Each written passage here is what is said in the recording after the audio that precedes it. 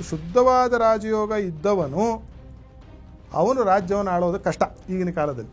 ಅವನಲ್ಲಿ ಇರ್ಲಿಕ್ಕೆ ಬಿಡಲ್ಲ. ಥರದ ಕುರೂಪಿಗಳು ಅವಿವೇಕಿಗಳು ಗುಂಪೇ ಜಾಸ್ತಿ ಇದ್ದಾಗ ಒಬ್ಬ ಸ್ಫುರದ್ರೂಪಿ ಒಬ್ಬ ಧರ್ಮಿಷ್ಠ ಬಂತ ಅಂತಂದರೆ ಅವನು ಹೊರಗುಳಿತಾನೆ. ಅವನೇ ಕೆಟ್ಟವನಾಗಿ ಬಿಂಬಿಸುತ್ತೆ ನಮ್ಮ ಸಮಾಜ. ಆ ಥರದ ಒಂದು ಪರಿಸ್ಥಿತಿ ಇವತ್ತಿನ ದಿವಸವೂ ಕೂಡ ಇದೆ. ರಾಮಾಯಣದಲ್ಲಿ ಅವತ್ತೇ ಹೇಳಾಯ್ತಿದ್ದಿಲ್ಲ. ಆದ್ದರಿಂದ ಈಗಿನ ಕಾಲದಲ್ಲಿ ರಾಜಯೋಗ ಇರೋರಿಗೆ ಯಾಕೆ ದರಿದ್ರ ಇದೆ? ಇದೇ ಕಾರಣಕ್ಕೆ. ಸುಮಾರು ಜನ ಜ್ಯೋತಿಷ್ಕರಿಗೂ ಉತ್ತರ ಸಿಕ್ಕಿರುತ್ತೆ ನಾನು ಇದನ್ನು ಹೇಳಿದ್ರಿಂದ. ಅವ್ರಿಗೆ ತಿನ್ನಕ್ಕಿಲ್ಲದೆ ಇರೋರನ್ನು ತೋರಿಸ್ತೀನಿ ಬನ್ನಿ, ನನ್ನಲ್ಲಿ ರಾಜಯೋಗ ತೋರಿಸ್ತೀನಿ, ಗ್ರಂಥದಲ್ಲಿ ಇರೋದು. ಅವ್ರಿಗೆ ಪಾಪ 2 ಹೊತ್ತು ಊಟಕ್ಕಿಲ್ಲ. ಈಗಿನ ರಾಜಕೀಯಕ್ಕೂ ರಾಜಯೋಗಕ್ಕೂ ಸಂಬಂಧ ಇಲ್ಲ.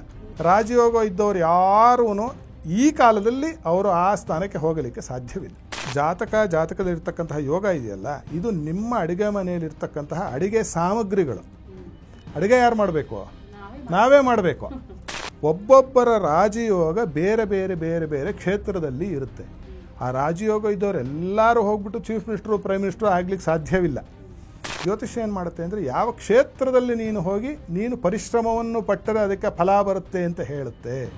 ಯಾರ ಹಣೆ ಬರವನ್ನು ತಿದ್ದೋದಲ್ಲ ಜ್ಯೋತಿಷ್ಯ. ಆ ರಾಜಂತರ ಕೂತಲ್ಲಿ ರಾಜಂತರ ನಡೆಸಲಿಕ್ಕೆ ಸಾಧ್ಯ ಇಲ್ಲ ಈಗಿನ ಕಾಲದ ರಾಜ್ಯಭಾರವನ್ನು. ಈಗಿನ ಕಾಲಘಟ್ಟದಲ್ಲಿ ಆ ಥರದ ರಾಜಯೋಗ ನೀವು ಅಂದರೆ ಆಡುಭಾಷೆಯ ರಾಜಯೋಗ ಬರಬೇಕು ಅಂದರೆ ಬರೀ ರಾಜಯೋಗ ಇದ್ದರೆ ಸಾಲೋದಿಲ್ಲ.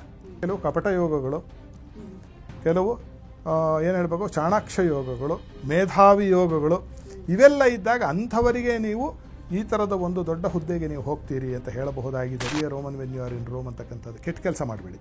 ರಾಜಯೋಗದಕ್ಕೆ ರಾಜನಿಗೆ ಲಕ್ಷಣಗಳಿದೆ. ಅವನಿಗೆ 64 ಕಲೆ ಬರಬೇಕು. ಅವನು ಪರಿಪೂರ್ಣ ಧರ್ಮಿಷ್ಠನಾಗಿರಬೇಕು. ಅವನು ಸ್ಫುರದ್ರೂಪಿಯಾಗಿರಬೇಕು. ಅಂಗಸೌಷ್ಠವಾಗಿರಬೇಕು. ಅವನೊಬ್ಬ ಎದುರಿಗೆ ಬಂದರೆ ಅವನು ಒಬ್ಬನೇ ಸಾಮು ಮಾಡಿ ಚೆನ್ನಾಗಿ ಮೈ ಹೆಂಗಿರಬೇಕು ಅಂದರೆ ಅವನು ತೆಲುಗಲ್ಲಿ ಹೇಳ್ತಾರೆ ಕತ್ತಿಲ ಉನ್ನಾಡು ಅಂತ. ಕತ್ತಿ ಥರ ಇರಬೇಕು. 20-25 ಜನ ಬಗದಾಗ್ತಕ್ಕಂತಹ ಒಂದು ಪುರುಷ ಸಿಂಹನಾಗಿರಬೇಕು. ಎಲ್ಲಿ ತೋರಿಸಿ ಎಲ್ಲಿದೆ ಆ ಥರದ ಒಂದು ರಾಜರು? ಎಲ್ಲಿ ಆಯ್ತಲ್ಲ ಕಾಲ ಅದೆಲ್ಲನೂ. ಲಕ್ಷ್ಮಿ ಯಾರನ್ನು ವರಿಸ್ತಾಳೆ ಅಂದರೆ ಮಹಾವಿಷ್ಣುವನ್ನು ವರಿಸ್ತಾಳೆ. ಅಂದರೆ ಮಹಾವಿಷ್ಣು ಅಂತಂದರೆ ಅವನು ಪರಾಕ್ರಮೇಚ ವಿಷ್ಣು, ಪರಾಕ್ರಮಶಾಲಿಯಾದವನಿಗೆ ರಾಜ್ಯದ ಲಾಭ ಆಗುತ್ತೆ ಅಂತಕ್ಕಂಥದ್ದು.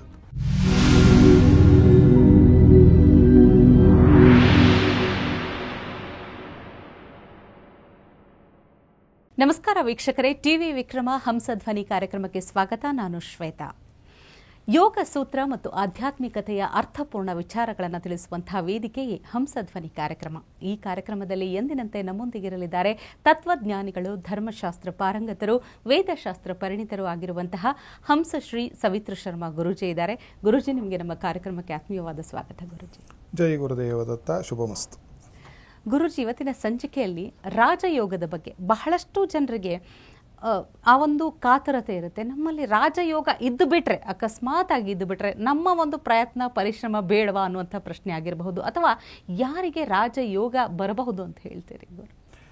ಈ ಪದ ರಾಜಯೋಗ ಅಂತಕ್ಕಂಥದ್ದು 2 ಕಡೆ ಬಳಕೆ ಆಗುತ್ತೆ. ಒಂದು ಜ್ಯೋತಿಷ್ಯ ಶಾಸ್ತ್ರದಲ್ಲಿ, ಇನ್ನೊಂದು ವೇದಾಂತದಲ್ಲಿ, ಯೋಗಶಾಸ್ತ್ರದಲ್ಲಿ. ವೇದಾಂತದ ರಾಜಯೋಗ ಅಂತಂದರೆ ಏನು ಅಂತಂದರೆ ಯೋಗದ ಚರಮ ಸೀಮೆ ಎಲ್ಲವನ್ನೂ ಮುಗಿಸ್ಬಿಟ್ನಪ್ಪ ನಾನು ಯೋಗದಲ್ಲಿ ವೇದಾಂತದಲ್ಲಿ ಅಂದರೆ ಕೊನೆಗೆ ಉಳಿತಕ್ಕಂಥದ್ದು ಅದ್ವೈತವನ್ನು ಅರ್ಥ ಮಾಡಿಸಿಕೊಂಡು ಅದನ್ನು ಸಾಧಿಸಿ ಬ್ರಹ್ಮೀಭೂತವಾಗುವ ಒಂದು ಯೋಗಕ್ಕೆ ರಾಜಯೋಗ ಅಂತ ಹೆಸರು. ಅದೊಂದು ಸಾಧನಾ ಪಥ, ಅದು ಬೇರೆ. ನೀವು ಕೇಳ್ತಾ ಇರೋ ಪ್ರಶ್ನೆ ಯಾವುದು ಅಂದರೆ ನಮ್ಮ ವ್ಯಾಪಾರ ವಹಿವಾಟಿನ ರಾಜಯೋಗ, ಜಾತಕದ ರಾಜಯೋಗವನ್ನು ಕೇಳ್ತಾ ಇದ್ದೀರಿ. ಅಂದರೆ ನಮ್ಮ ರಾಜಯೋಗ ನಾನು ರಾಜ ಆಗ್ಬಿಡ್ತೀನ, ಧನಿಕನಾಗ್ತೀನ, ಇದೇ ಮೂಲಭೂತವಾದ ಪ್ರಶ್ನೆ. ರಾಜಯೋಗ ಅಂತಕ್ಕಂಥದ್ದು ಜ್ಯೋತಿಷ್ಯ ಶಾಸ್ತ್ರದಲ್ಲಿ ಹಲವಾರು ಆಚಾರ್ಯರು ಹಲವಾರು ಬಗೆ ಹೇಳಿಬಿಟ್ಟಿದ್ದಾರೆ. ಅದಕ್ಕೆ ಸೌರಯೋಗಗಳು, ಚಾಂದ್ರಯೋಗಗಳು, ನಾಭಸ ಯೋಗಗಳು, ಆಕೃತಿ ಯೋಗಗಳು, ಹೀಗೆ ಅಖಂಡ ಸಾಮ್ರಾಜ್ಯ ಯೋಗ, ವಸುಮತಿ ಯೋಗ, ಆದಿಯೋಗ, ಚಂದ್ರಾದಿ ಯೋಗ, ಲಗ್ನಾದಿ ಯೋಗ, ಗಜಕೇಸರಿ ಯೋಗ, ಕೇಂದ್ರ ಗುರು ಯೋಗ, ಆಮೇಲೆ ಭಾಗ್ಯ ರಾಜ್ಯಾಧಿಪತಿ ಯೋಗ, ಹೀಗೆ ನಾನಾ ವಿಧವಾಗಿರ್ತಕ್ಕಂತಹ ಯೋಗಗಳನ್ನು ಹೇಳಿಬಿಟ್ಟಿದ್ದಾರೆ. ಇದನ್ನು ಅದನ್ನು ಹೇಳ್ತಾ ಕೂತ್ರೆ ನಮಗೆ ಬಹುಶಃ ಒಂದು 20 ಗಂಟೆ ಕಾರ್ಯಕ್ರಮ ಮಾಡಿದ್ರೆ ಹೇಳ್ತಾನೇ ಇರಬಹುದು. ಅದನ್ನು ಲಗ್ನಾದ್ ಭಾಗ್ಯರಾಜ್ಯಾಧಿಪೌ ಯದಿತದಾ ತದ್ಭಾಗ್ಯರಾಜ್ಯಾಧಿಪೌ ಮಾನಾದ್ ಭಾಗ್ಯರಾಜ್ಯಾಧಿಪೌ ವರಸಮಃ ಸ್ವಲ್ಪಾಧಿಕಾರ ಕ್ರಮಾತ್ ಸಂಬಂಧ ತ್ರಯ ಸಮನ್ವಿತೌಚ ಬಲಿನೋ ಅನ್ಯೋನ್ಯ ಕೇಂದ್ರಾಶ್ರಿತೌ ಲಗ್ನಾಧೀಶ್ವರ ರಾಶಿಪೇನ ಸಹಿತೋ ರಾಜೋ ಧನಿ ಭೂಪತಿ ಅಂತ ಹೇಳುತ್ತೆ. ಎಲ್ಲ ಹೇಳಿದ್ದು ಯಾವ ಗ್ರಹಕೂಟ ಹೇಗಿರಬೇಕು ಅನ್ನೋದು ಅಷ್ಟೇ. ಇದೊಂದು ಫಾರ್ಮುಲಾ. ಆ ಥರದ ಇದ್ದವನೇನಾಗ್ತಾನೆ, ಅವನು ಜಾತೋ ಅಥವಾ ರಾಜೋ ಹುಟ್ಟಿದವನು ರಾಜನಾಗ್ತಾನೆ, ಧನಿಕನಾಗ್ತಾನೆ, ಭೂಪತಿ ಆಗ್ತಾನೆ ಅಂತಕ್ಕಂಥದ್ದು ಹೇಳುತ್ತೆ. ಅದೇ ಥರದಲ್ಲಿ ಇನ್ನೊಂದು ಯಾವುದೋ ಒಂದು ಗ್ರಂಥಾಂತರದಲ್ಲಿ ನಾವು ನೋಡಿದಾಗ ಲಗ್ನಾಸ್ಪ ಸುತಗವು ಕುಜಾರ್ಕಿತನೆಯೋ ಯದಾ ತದಾ ಸಂಪೂರ್ಣ ಚಂದ್ರೇ ಭಾಗ್ಯಸ್ಥೆ ಜಾತೋ ರಾಜ ಭವಿಷ್ಯಸಿ ಅಂತ ಅಲ್ಲೊಂದು ಹೇಳ್ಬಿಟ್ಟಿತ್ತು. ಒಟ್ಟಿನಲ್ಲಿ ಈ ಥರ ಕಾಂಬಿನೇಷನ್ಸ್, ಪರ್ಮಿಟೇಷನ್ಸ್, ಕಾಂಬಿನೇಷನ್ಸ್ ಆಫ್ ಪ್ಲಾನೆಟರಿ ಏನಾಗುತ್ತೆ ನಿಮ್ಮನ್ನು ರಾಜನನ್ನಾಗಿ ಮಾಡುತ್ತೆ. ಇನ್ನೊಂದು ಭಾಳ ಚೆನ್ನಾಗಿ ಹೇಳಿದ್ರಿ. ಇದು ನಾವು ಮಾತಾಡ್ತಿರೋ ರಾಜಯೋಗ, ರಾಜಕೀಯಕ್ಕೋದಕ್ಕೂ ಸಂಬಂಧ ಇಲ್ಲ. ಯಾಕೆ ಅನ್ನೋದು ಹೇಳ್ತೀನಿ. ಮೊದಲನೇದು ರಾಜಯೋಗ ಸುಮ್ಮನೆ ಇದ್ರೆ ಆಗುತ್ತೆಯೇ? ನನ್ನ ಹತ್ರ ಬಂದವ್ರಿಗೆಲ್ಲ ನಾನು ಒಂದು ಸ್ಟ್ಯಾಂಡರ್ಡ್ ಉದಾಹರಣೆಯನ್ನು ಕೊಡ್ತೀನಿ, ಇವತ್ತು ಅದನ್ನೇ ಹೇಳ್ತೀನಿ. ಈಗ ಜಾತಕದಲ್ಲಿರ್ತಕ್ಕಂತಹ ಯೋಗ ಇದೆಯಲ್ಲ, ಇದು ನಿಮ್ಮ ಅಡುಗೆ ಮನೆಯಲ್ಲಿರ್ತಕ್ಕಂತಹ ಅಡುಗೆ ಸಾಮಗ್ರಿಗಳು. ಅಡುಗೆ ಯಾರು ಮಾಡಬೇಕು? ನಾವೇ ಮಾಡಬೇಕು. ನಾವು ಹೀಗೆ ಕೂತಿದ್ರೆ ಎಲ್ಲ ಸಕ್ಕರೆ ಇದೆ, ಕಾಫಿ ಇದೆ, ಅಲ್ಲಿ ನೀರಿದೆ. ಈಗ ಕಾಫಿಯನ್ನು ಮಾಡುವುದು, ನೀರನ್ನು ಹಾಕೋದಿಲ್ಲ, ಕಾಫಿ ಕುಡಿಯೋದಿಲ್ಲ. ನೀವು ಬದನೆಕಾಯಿ ಇದೆ, ಬದನೆಕಾಯಿ ಇದ್ದರೆ ನೀವು ಅದರಲ್ಲಿ ಪಾಯಸ ಮಾಡಲಿಕ್ಕಾಗಲ್ಲ. ನೀವು ಅದರಲ್ಲಿ ಎಣ್ಗಾಯಿ ಮಾಡ್ಬೋದು, ಮತ್ತೊಂದು ಮಾಡ್ಬೋದು, ವಾಂಗಿಭಾತ್ ಕಲಿಸ್ಬೋದು. ಆ ರೀತಿಯಾಗಿ ಒಬ್ಬೊಬ್ಬರ ರಾಜಯೋಗ ಬೇರೆ ಬೇರೆ ಬೇರೆ ಬೇರೆ ಕ್ಷೇತ್ರದಲ್ಲಿ ಇರುತ್ತೆ. ಆ ರಾಜಯೋಗ ಇದ್ದವರು ಎಲ್ಲರೂ ಹೋಗ್ಬಿಟ್ಟು ಚೀಫ್ ಮಿನಿಸ್ಟ್ರು, ಪ್ರೈಮ್ ಮಿನಿಸ್ಟ್ರು ಆಗ್ಲಿಕ್ಕೆ ಸಾಧ್ಯವಿಲ್ಲ. ಯಾವುದರಲ್ಲಿ ರಾಜಯೋಗ ಇದೆ ಆತನಿಗೆ ಅದನ್ನೇ ಹೆಕ್ಕಿ ಹೇಳ್ತಕ್ಕಂಥದ್ದೇ ಜ್ಯೋತಿಷ್ಯ ಆದವನ ಕರ್ತವ್ಯ. ಅಲ್ಲಿ ಒಂದು ಸಮಾನಾಂತರವಾಗಿ ಯೋಗ ಅಂತಂದರೆ ಅರ್ಥ ಏನು ಅಂದರೆ ಯುಜ್ಯತಿ ಯೋಗ, ಸೇರೋದು ಯೋಗ. ಇವಾಗ ಬೋರ್ವೆಲ್ಲಲ್ಲಿ ಹಾಕ್ತೀವಿ ನಾವು, ನೀರಿರೋ ಕಡೆ ಹಾಕ್ತೀವಿ. ಅವ್ರು ಜಿಯಾಲಜಿಸ್ಟ್ ಬಂದುಬಿಟ್ಟು ಏನು ಮಾಡ್ತಾರೆ, ಇಲ್ಲಿದೆ ಹಾಕಿ. ಇಲ್ಲ ಸರ್, ನಾನು ಬಚ್ಚಲ ಮನೆ ಹತ್ತಿರ ಹಾಕ್ಸ್ಕೋತೀನಿ, ಪ್ಲಂಬಿಂಗ್ ಖರ್ಚು ನಮಗೆ ಕಡಿಮೆ ಆಗುತ್ತೆ ಅಂದರೆ ಅದು ಅವ್ರ ಕರ್ಮ, ಏನೂ ಮಾಡಲಿಕ್ಕೆ ಆಗೋದಿಲ್ಲ. ಅಲ್ಲಿ ಹಾಕಿದ್ರೆ ಒಂದು ಅರ್ಧ ಇಂಚ್ ನೀರು ಬರುತ್ತೆ. 3 ಜನ ಸ್ನಾನ ಹೋದ್ರೆ ಇನ್ನು 3 ಜನಕ್ಕೆ 3/4 ಗಂಟೆ ಕಾಯಬೇಕು. ಅದೇ ಜಿಯಾಲಜಿಸ್ಟ್ ತೋರಿಸಿದ ಜಾಗದಲ್ಲಿ ಹಾಕಿದರೆ 3ರಿಂದ 4 ಇಂಚ್ ನೀರು ಬರುತ್ತೆ. ಜ್ಯೋತಿಷ್ಯ ಮಾಡೋದು ಇಷ್ಟೇ. ಜ್ಯೋತಿಷ್ಯ ಏನು ಮಾಡುತ್ತೆ ಅಂದರೆ ಯಾವ ಕ್ಷೇತ್ರದಲ್ಲಿ ನೀನು ಹೋಗಿ ನೀನು ಪರಿಶ್ರಮವನ್ನು ಪಟ್ಟರೆ ಅದಕ್ಕೆ ಫಲ ಬರುತ್ತೆ ಅಂತ ಹೇಳುತ್ತೆ. ಯಾರ ಹಣೆ ಬರವನ್ನು ತಿದ್ದೋದಲ್ಲ ಜ್ಯೋತಿಷ್ಯ. ಇರುವ ಹಣೆ ಬರವನ್ನು ಉತ್ತಮಗೊಳಿಸುವುದು ಹೇಗೆ ಅಂತ, ಫೈಂಡಿಂಗ್ ಅಫಿನಿಟಿ. ಅಲ್ಲಿರ್ತಕ್ಕಂಥದ್ದನ್ನು ಅವರಿಗೆ ಯಾವ್ದು ಸರಿ ಹೊಂದುತ್ತೋ ಅದನ್ನು ತೂಗಿಸಿಕೊಂಡು ಹೋಗೋದು. ಈಗ ಬಹಳ ಮುಖ್ಯವಾದಕ್ಕೆ ಬರೋಣ. ಈಗಿನ ರಾಜಕೀಯಕ್ಕೂ ರಾಜಯೋಗಕ್ಕೂ ಸಂಬಂಧ ಇಲ್ಲ. ಯಾಕೆ ಅಂತಂದರೆ ರಾಜಯೋಗ ಇದ್ದವರು ಯಾರೂ ಈ ಕಾಲದಲ್ಲಿ ಅವರು ಆ ಸ್ಥಾನಕ್ಕೆ ಹೋಗಲಿಕ್ಕೆ ಸಾಧ್ಯವಿಲ್ಲ. ಅದು ಹೇಗೆ ಗುರುಜಿ? ಇದಕ್ಕೆ ಜಾತಕದಲ್ಲಿ ಕೆಲವು ಅವಯೋಗಗಳಿದ್ದವರು ಮಾತ್ರ ಈಗಿನ ಕಾಲದಲ್ಲಿ ರಾಜಕೀಯದಲ್ಲಿ ಮೇಲೆ ಬರ್ತಾರೆ. ರಾಜಯೋಗದಕ್ಕೆ ರಾಜನಿಗೆ ಲಕ್ಷಣಗಳಿದೆ. ಅವನಿಗೆ 64 ಕಲೆ ಬರಬೇಕು. ಅವನು ಪರಿಪೂರ್ಣ ಧರ್ಮಿಷ್ಠನಾಗಿರಬೇಕು. ಅವನು ಸ್ಫುರದ್ರೂಪಿಯಾಗಿರಬೇಕು, ಅಂಗಸೌಷ್ಠವಾಗಿರಬೇಕು. ಅವನೊಬ್ಬ ಎದುರಿಗೆ ಬಂದರೆ ಅವನು ಒಬ್ಬನೇ ಸಾಮು ಮಾಡಿ ಚೆನ್ನಾಗಿ ಮೈ ಹೆಂಗಿರಬೇಕು ಅಂದರೆ ಅವನು ತೆಲುಗಲ್ಲಿ ಹೇಳ್ತಾರೆ ಕತ್ತಿಲ ಉನ್ನಾಡು ಅಂತ, ಕತ್ತಿ ಥರ ಇರಬೇಕು. 20-25 ಜನ ಬಗದಾಗ್ತಕ್ಕಂತಹ ಒಂದು ಪುರುಷ ಸಿಂಹನಾಗಿರಬೇಕು. ಎಲ್ಲಿ ತೋರಿಸಿ, ಎಲ್ಲಿದೆ ಆ ಥರದ ಒಂದು ರಾಜರು? ಎಲ್ಲಿ ಆಯ್ತಲ್ಲ ಕಾಲ ಅದೆಲ್ಲನೂ. ಇವೆಲ್ಲ ನಾವು ಪುರಾಣಗಳಲ್ಲಿ ಕೇಳಿದ್ದು ಮತ್ತು ರಾಜ ಮಹಾರಾಜರ ಕಾಲದಲ್ಲಿ ಮಹಾತ್ಮರು ನಾವೆಲ್ಲ ನೆನೆಸ್ಕೋಬೇಕು. ಹಿಂದಿನ ರಾಜ ಮಹಾರಾಜರು ಹಾಗೇ ಇದ್ದರು. ನಮ್ಮ ಮೈಸೂರು ರಾಜ ಋಷಿಗಳು ಯಾರು? ಜಯಚಾಮರಾಜರ ತಂದೆ ಕೃಷ್ಣರಾಜ ಒಡೆಯರ್. ಇವತ್ತು ನಾವು ನೀರು ಕುಡಿತಿದ್ದೀವಿ, ಎಲೆಕ್ಟ್ರಿಸಿಟಿ ಬರ್ತಾ ಇದೆ ಅಂದರೆ ಮಹಾನುಭಾವರ ಕಾರಣ ಅಲ್ವೇ? ನಮಗೆ KRS ಎಲ್ಲ ಕಟ್ಟಿಸ್ಕೊಟ್ಟಿದ್ದು ಇದು ರಾಜಲಕ್ಷಣ. ಹಾಗಾದರೆ ಪ್ರಸ್ತುತ ರಾಜಕೀಯದಲ್ಲಿ ಅಂದರೆ ಪ್ರಸ್ತುತ ನಮ್ಮ ಕರ್ನಾಟಕದ ಬಗ್ಗೆನೇ ಹೇಳೋದಾದರೆ ಗುರುಜಿ, ರಾಜನ ಸ್ಥಾನದ ರೇಸ್ ತುಂಬ ದೊಡ್ಡದಿದೆ, ಲಿಸ್ಟ್ಗಳು ತುಂಬ ದೊಡ್ಡದಿದೆ. ಆದರೆ ಮೊದಲನೇ ಸ್ಥಾನದಲ್ಲಿ ಈಗ ರಾಜನಾಗಿರುವವರಿಗೆ ರಾಜಯೋಗ ಇದೆ ಅಂತಲೇ ಅಂದ್ಕೊಂಡ್ರು ಕೂಡ ಮುಂದೆ ಇರುವಂಥವ್ರು ಯಾರು ಬಯಸ್ತಾ ಇದ್ದಾರೆ ರಾಜಯೋಗ ಇದೆ ಅಂತ ಹೇಳ್ತೀರಿ ಗುರುಜಿ? ಅಲ್ಲ, ರಾಜಯೋಗ ಇದ್ದಾರೆ ಇಲ್ಲ ಹೇಳಿದ್ನಲ್ಲ, ಅವ್ರು ಆಗ್ಲಿಕ್ಕೆ ಸಾಧ್ಯ ಇಲ್ಲ ಅಂತ.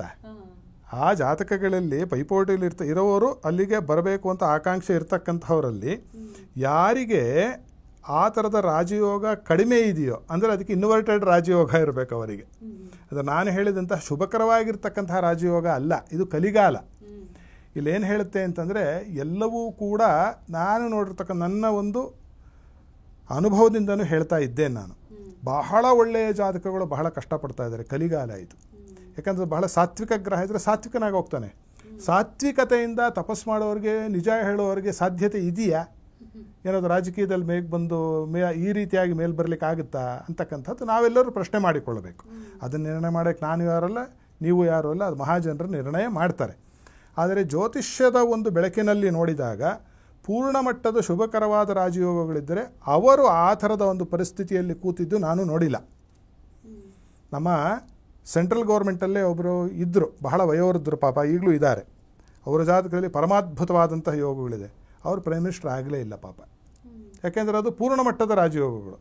ಆ ರಾಜಂತರ ಕೂತಲ್ಲಿ ರಾಜಂತರ ನಡೆಸಲಿಕ್ಕೆ ಸಾಧ್ಯ ಇಲ್ಲ ಈಗಿನ ಕಾಲದ ರಾಜ್ಯಭಾರವನ್ನು. ಆದ್ದರಿಂದ ಅಲ್ಲಿ ಕೆಲವು ಕುಯೋಗಗಳು ಇರಬೇಕು ಅಂತಕ್ಕಂಥದ್ದು ಶಾಸ್ತ್ರ ಹೇಳುತ್ತೆ. ರಾಜಯೋಗದ ಜೊತೆಗೆ ದಾರಿದ್ರ್ಯ ಇರಬಹುದು ಅಂತ ಹೇಳ್ತೀವಿ. ಅಲ್ಲ ದರಿದ್ರ ಬೇರೆ, ಇವ್ರು ದರಿದ್ರ ಇಲ್ಲ, ಇವ್ರು ಶ್ರೀಮಂತ ಯೋಗ ಇದೆ. ಶ್ರೀಮಂತ ಯೋಗ ಬೇರೆ, ರಾಜಯೋಗ ಬೇರೆ. ಆ ರಾಜಯೋಗ ಯಾವಾಗ ಫಲಿಸುತ್ತೆ ಹೇಳಿ, ನಾನು ಆಗಲೇ ಹೇಳಿದ್ದು ಅದೇ, ನಾನು ಮಾರ್ಮಿಕವಾಗಿ ನಿಮ್ಮ ಮನೇಲಿ ಬದನೆಕಾಯಿ ಇದೆ, ನಿಮಗೆ ಅಡುಗೆ ಮಾಡೋಕ್ಕೆ ಬರ್ದಿದ್ರೆ ಆ ಬದನೆಕಾಯಿ ತಪ್ಪೇನು? ಆ ಥರ ರಾಜಯೋಗದ ಪಾಠಕ್ಕೆ ರಾಜಯೋಗ ಇದೆ. ಅದನ್ನು ಅನುಸಂಧಾನ ಮಾಡ್ತಕ್ಕಂತಹ ಅರ್ಹತೆ ಯೋಗ್ಯತೆ ನಮ್ಮಲ್ಲಿದೆಯಾ?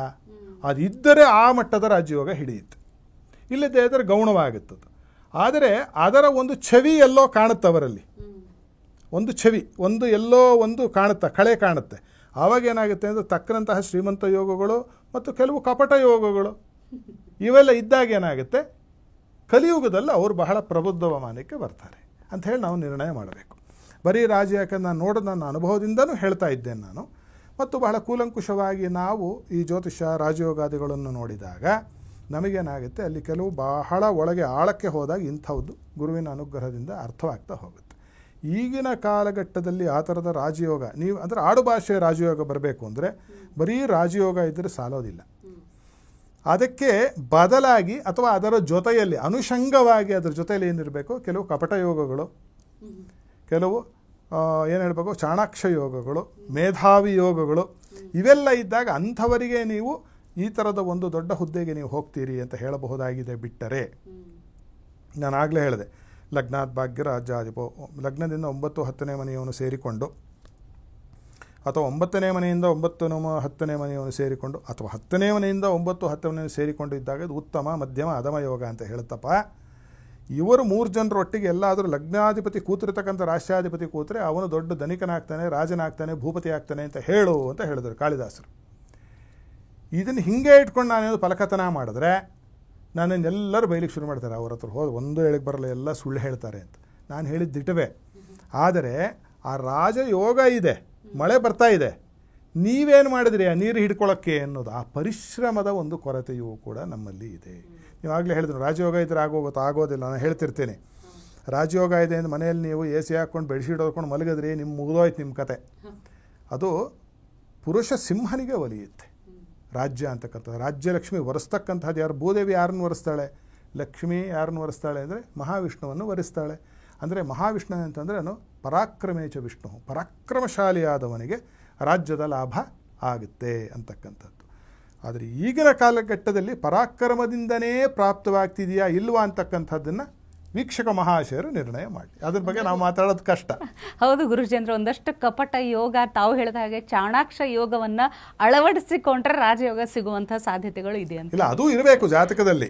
ನೀವು ಏನು ಮಾಡಿದ್ರು ಕೆಲವ್ರಿಗೆ ಏನಾಗುತ್ತೆ ಅಂತಂದ್ರೆ, ನಾನು ಆಗಲೇ ಹೇಳಿದ ಹಾಗೆ ನೀವೇನು ಹೇಳಿದ್ರು ಅವರಿಗೆ ಒಳಗೆ ಮತಿಗೆ ಹೋಗೋದೇ ಇಲ್ಲ ಅವರಿಗೆ. ಆ ಥರದವರು ಅದ್ರ ಜೊತೆಗೆ ಇದಿದ್ದರೆ ಬಹಳ ಬೇಗ ಹೊರಗೆ ಬರ್ತಾರೆ. ಇವಾಗ ನೀವೇ ನೋಡಿದರೆ ಯಾರ್ಯಾರು ನಮ್ಮ ಕರ್ನಾಟಕಕ್ಕಾಗಿರ್ಬೋದು, ಬೇರೆ ರಾಜ್ಯಕ್ಕಾಗಿರ್ಬೋದು, ಬೇರೆ ದೇಶಕ್ಕಾಗಿರಬಹುದು, ಯಾರು ಉತ್ತಮ ಸ್ಥಾನದಲ್ಲಿ, ಅದು ಯಾರೇ ಆಗಿರಬಹುದು, ಮಂತ್ರಿಗಳಾಗಿರಬಹುದು, ಮಹೋದಯರಾಗಿರಬಹುದು, ಮುಖ್ಯಮಂತ್ರಿ ಆಗಿರ್ಬೋದು, ಪ್ರಧಾನಮಂತ್ರಿ ಆಗಿರಬಹುದು, ಅದನ್ನು ಜನ ನಿರ್ಣಯ ಮಾಡಲಿ. ಅರ್ಹತೆ ಯೋಗ್ಯತೆ ಬುದ್ಧಿವಂತತನ ಇದ್ದವರೇ ಕೂತಿದ್ದಾರೋ ಬೇರೆಯವರು ಆಳದರ ನಮ್ಮನ್ನು ಅಂತ, ಇದನ್ನು ನಾವು ಪರಾಮರ್ಶೆ ಮಾಡಬೇಕಾಗಿದೆ ಇವತ್ತಿನ ದಿವಸ. ಅಂತಹ ಒಂದು ಕಾಲಘಟ್ಟ, ಅಂತಹ ಒಂದು ಸ್ಥಿತಿಗತಿಯಲ್ಲಿ ನಾವಿದ್ದೇವೆ. ಆದ್ದರಿಂದ ಅದನ್ನೇನು ಹೇಳಕೊಟ್ಟೆ ಅಂದರೆ, ಶುದ್ಧವಾದ ರಾಜಯೋಗ ಇದ್ದವನು ಅವನು ರಾಜ್ಯವನ್ನು ಆಳೋದು ಕಷ್ಟ ಈಗಿನ ಕಾಲದಲ್ಲಿ. ಅವನಲ್ಲಿ ಇರ್ಲಿಕ್ಕೆ ಬಿಡಲ್ಲ. ಯಾಕಂದರೆ ಸುತ್ತಮುತ್ತ ಎಲ್ಲರೂ ಆಂಗ್ಲ ಭಾಷೆಯಲ್ಲಿ ಒಂದು ಇದೆಯಲ್ಲ, when you are in Rome be a Roman ಅಂತ. ಒಬ್ಬ ಅಲ್ಲೇನಾಯಿತು, ಅದು ನಮ್ಮ ತಾತನವರು ಹೇಳಿದ ಒಂದು ಕಥೆ ಜ್ಞಾಪಕಕ್ಕೆ ಬರುತ್ತೆ ನನಗೆ, ಅದು ಹೇಳಿ ಮುಗಿಸ್ತೇನೆ. ಶ್ರೀರಾಮಚಂದ್ರ ಹೋಗಿ ಲಂಕೆಯಲ್ಲಿ ಕಾಲಿಟ್ಟಿನಂತೆ ಸೀತಾನ್ವೇಷಣೆಯಲ್ಲಿ. ಅಲ್ಲಿ ಹೋದ ತಕ್ಷಣ ರಾಕ್ಷಸರೆಲ್ಲ ಶ್ರೀರಾಮಚಂದ್ರ ನೋಡಿ ಬಿದ್ದು ಹೊರಳಾಡ್ಕೊಂಡು ಯುದ್ಧ ಮಾಡೋದು ನಗಕ್ಕೆ ಶುರು ಮಾಡಿಬಿಟ್ರಂತೆ. ಯಾಕೆ ಹಿಂಗೆ ನಗ್ತಿದ್ದಾರೆ ಅಂತ ಹೋಗಿ ಒಂದು ಕಪಿಸೇನೆಯರ್ದು ಮುಖ್ಯಸ್ಥ ಕೇಳಿದ್ನಂತೆ, ಯಾಕಪ್ಪ ನೀವು ಯುದ್ಧಕ್ಕೆ ಬಂದಿದ್ದು ನೀವೇನು ಹಿಂಗೆ ನಗ್ತಿದ್ದೀರಾ ಅಂತ.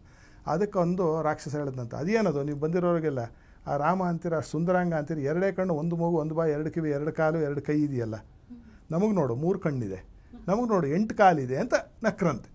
ಅಂದರೆ ಏನಾಗುತ್ತೆ ಅಂತಂದರೆ, ಈ ಥರದ ಕುರೂಪಿಗಳು ಅವಿವೇಕಿಗಳು ಗುಂಪೇ ಜಾಸ್ತಿ ಇದ್ದಾಗ ಒಬ್ಬ ಸ್ಫುರದ್ರೂಪಿ ಒಬ್ಬ ಧರ್ಮಿಷ್ಠ ಬಂತ ಅಂತಂದರೆ ಅವನು ಹೊರಗುಳಿತಾನೆ, ಅವನೇ ಕೆಟ್ಟವನಾಗಿ ಬಿಂಬಿಸುತ್ತೆ ನಮ್ಮ ಸಮಾಜ. ಆ ಥರದ ಒಂದು ಪರಿಸ್ಥಿತಿ ಇವತ್ತಿನ ದಿವಸವೂ ಕೂಡ ಇದೆ. ರಾಮಾಯಣದಲ್ಲಿ ಅವತ್ತೇ ಹೇಳಾಯ್ತು ಇದನ್ನು. ಪುರಾಣ ಅನ್ನೋದು ಅದಕ್ಕೆ ಯಾವುದು history, the thing what repeats, history repeats ಅನ್ನೋದಕ್ಕೆ ಸಂಸ್ಕೃತದಲ್ಲಿ ಪುರಾಣ ಅಂತ ಹೆಸರು. ಆದ್ದರಿಂದ ಅದ್ಯಾವತ್ತೂ ಸುಳ್ಳಾಗಲಿಕ್ಕಿಲ್ಲ.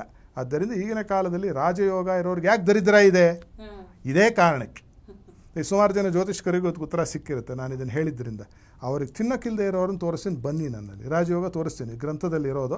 ಅವ್ರಿಗೆ ಪಾಪ 2 ಹೊತ್ತು ಊಟಕ್ಕಿಲ್ಲ. ಯಾಕೆ ಅಂತಂದರೆ ಈ ಕಾರಣದಿಂದ ಕಲಿಗಾಲದ ಮಹಾತ್ಮೆ ಇದಾಗಿದೆ. ಆದ್ದರಿಂದ ಬರೀ ರಾಜಯೋಗ ಇದ್ದರೆ ನಿಮ್ಮ ಬೆನ್ನು ನೀವೇ ತಟ್ಟಿಕೊಂಡು ಹಾಳಾಗ್ತಕ್ಕಂಥದ್ದು ಬೇಡ. ಹೆಚ್ಚಿನ ಪರಿಶ್ರಮವನ್ನು ನಾವು ಪಡಬೇಕಾಗಿ ಬಂದೀತು. ಆಮೇಲೆ ನಾನು ಆಗಲೇ ಹೇಳಿದಾಗ be a Roman when you are in Rome ಅಂತಕ್ಕಂಥದ್ದು. ಕೆಟ್ಟ ಕೆಲಸ ಮಾಡಬೇಡಿ, ಸುಳ್ಳು ಹೇಳ್ಬೇಡಿ, ಕಳ್ತನ ಮಾಡಬೇಡಿ. ಆದರೆ ಬುದ್ಧಿವಂತತನದಿಂದ ಕಾಲಕ್ಕೆ ಅನುಗುಣವಾಗಿ ನಿಮ್ಮನ್ನು ನೀವು ತಿದ್ದಿಕೊಂಡು ಬದಲಾವಣೆ ಮಾಡಿಕೊಂಡ್ರೆ ಒಂದಿಷ್ಟು ರಾಜಯೋಗದ ಒಂದು ಸಿಹಿಯನ್ನು ಅನುಭವಿಸ್ಬೋದೇನೋ. ಇಲ್ಲದೇ ಇದ್ದರೆ ವ್ಯರ್ಥ ಆಗಿ ಹೊರಟು. ಖಂಡಿತ ಗುರುಜಿ, ತಾವು ಹೇಳಿದಂಥ ಮಾರ್ಮಿಕ ಮಾತುಗಳು ಅರ್ಥ ಆಗೋರಿಗೆ ಅರ್ಥ ಆಗಿಬಿಟ್ರೆ ಬಹುಶಃ ಅದು ಒಳ್ಳೆಯದು ಅಂತ ಅನ್ಸುತ್ತೆ. ಒಳ್ಳೆ ಬೆಳವಣಿಗೆ ಆಗಬಹುದು ಅನ್ನೋಂಥ ನಿರೀಕ್ಷೆ ಇದೆ ಗುರುಜಿ. ಧನ್ಯವಾದಗಳು ಗುರುಜಿ. ಶುಭಮಸ್ತು ನಿತ್ಯ. ನೋಡಿದ್ರಲ್ಲ ವೀಕ್ಷಕರೇ, ರಾಜಯೋಗ ಎಂದರೇನು, ರಾಜಯೋಗದ ಪ್ರತಿಫಲ ಹೇಗೆ ಸಿಗಬಹುದು ಅನ್ನೋದ್ರ ಬಗ್ಗೆ ಸಂಪೂರ್ಣ ಮಾಹಿತಿಯನ್ನು ತಿಳ್ಕೊಂಡ್ವಿ. ಮುಂದಿನ ಸಂಚಿಕೆಯಲ್ಲಿ ಮತ್ತೊಂದು ವಿಷಯದೊಂದಿಗೆ ಭೇಟಿಯಾಗೋಣ. ನಮಸ್ಕಾರ. ಟಿವಿ ವಿಕ್ರಮ, ದೇಶ ನಿಮ್ಮ ಕೈಯಲ್ಲಿ.